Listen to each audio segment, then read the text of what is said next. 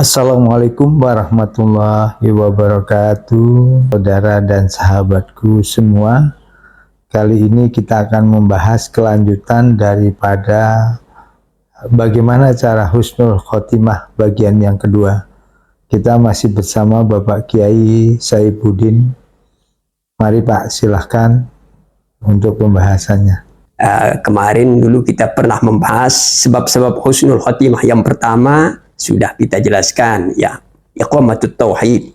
Sebab-sebab yang kedua adalah at-taqwa. Nah, sekarang giliran sebab-sebab yang ketiga daripada husnul khotimah.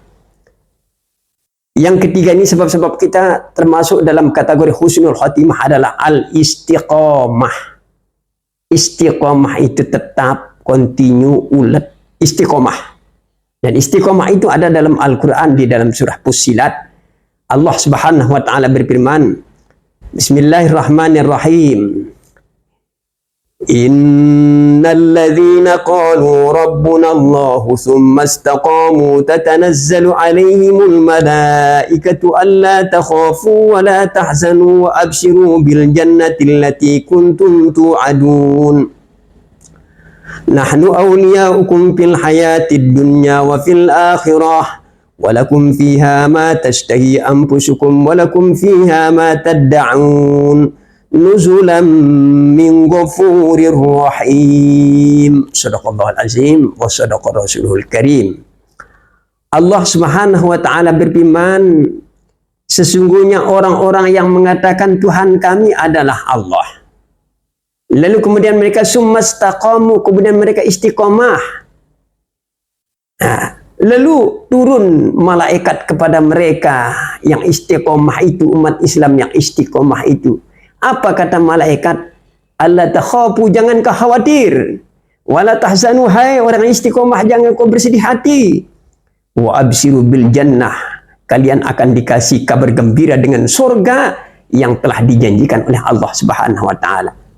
Lalu kata malaikat, nahnu awliyaukum, kamilah pelindung-pelindung kalian di kehidupan dunia dan kehidupan akhirat.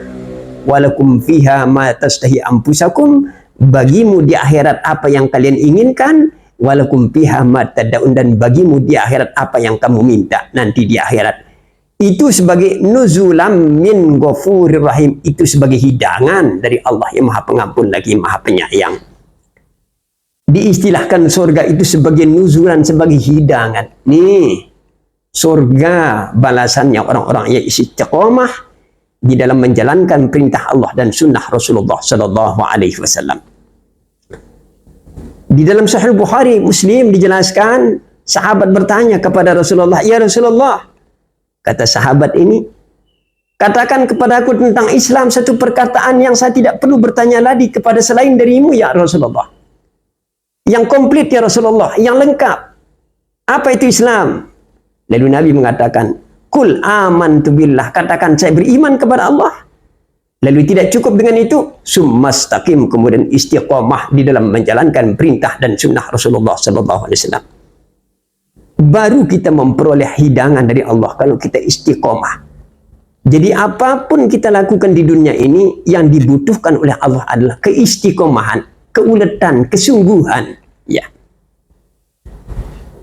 Maka oleh ulama, fal istiqamatu kalimatun jami'ah akhidatun bi jami'id din wal qiyamu baina yadillah ala haqiqatis sidqi wal wafa bil ahd. Istiqamah itu adalah kalimat yang komprehensif, jami'ah, komprehensif, yang mencakup seluruh rahasia-rahasia agama. Wahiyal qiyamu baina yadillah, yang berlaku di hadapan Allah ala haqiqatis sidqi, dengan apa namanya, kesungguhan yang sejati, wal wafa'u bil wahdi wa bil ahdi, dan memenuhi janji.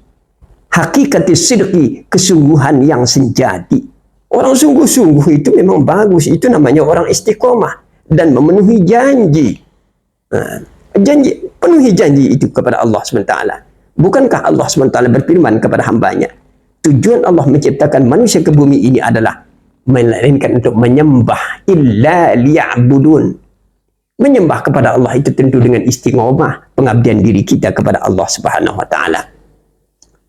Maka Sayyidina Umar, Sayyidina Abu Bakar pernah ditanya oleh sahabat lain tentang istiqomah. Wahai Abu Bakar, apa itu istiqomah? Lalu beliau menjawab, Allah tusyrik billahi syai'a fa'arada bihal istiqomah ala mahdil tauhid.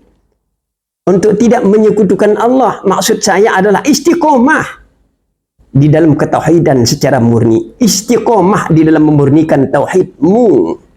Tauhid itu sekali lagi dua kalimat syahadat itu murni tauhidnya kepada Allah SWT. Istiqomah namanya.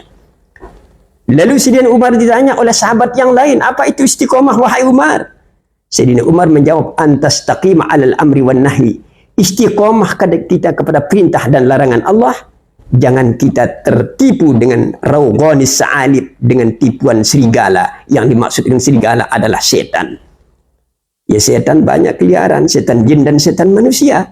Kalau setan beneran pian bacakan ayat kursi, kebirit-birit setannya lari. Tapi kalau setan manusia pian bacakan ayat kursi, mungkin pian akan dikatakan meja lagi, seperti itu. Ya, ini disebut dengan rawghanis sa'alib, tipuan-tipuan serigala. Maka kata Imam Ibnu Taimiyah, a'zamul karamah luzumul istiqamah. Sebesar-besar karomah itu kalau bahasa kita keramat. Sebesar-besar keramat adalah luzumul istiqomah, tetap istiqomah itu sebesar-besar keramat. Maka kata Imam Al-Ghazali, kun sahibul istiqomah, jadikanlah dirimu menjadi orang istiqomah, jangan mencari karomah. Jadikanlah dirimu menjadi orang istiqomah, jangan mencari karomah. Kalau dirimu bergerak mencari karomah, sementara Tuhanmu menuntut engkau, hai hamba Allah, menjadi orang yang istiqomah. Banyak sekali orang-orang cerita khurafat supaya disebut keramat. Kerikil bisa jadi emas, kerikil bisa jadi permata, bisa terbang, bisa ke bulan. Itu adalah satu kebohongan, satu penipuan itu ya.